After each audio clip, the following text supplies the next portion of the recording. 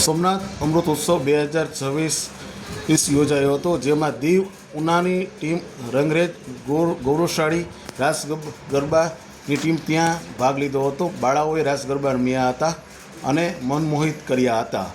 જ્યારે વધુ વાત કરીએ તો ટીમ રંગરેજ ગૌરવશાળી ટીમ ગરબા ક્લાસીસ ચલાવે છે.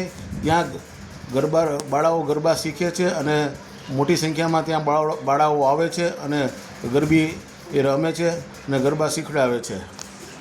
જ્યારે ઉના તાલુકાના દરેક સમાચાર તથા લોકલ સમાચાર જોવા માટે અમારી ઉના ન્યૂઝ ચેનલને સબસ્ક્રાઈબ કરો, શેર કરો. આ સમાચાર આપ પબ્લિક એપ પર જોતા હોય તો અમારી આઈડી ફોલો કરો, અને આ સમાચાર આપ ફેસબુક ઉપર જોતા હોય તો અમારી આઈડી ફોલો કરો તથા ધંધાકીય જાહેરાત આપવા માટે અમારો સંપર્ક કરો. ધન્યવાદ.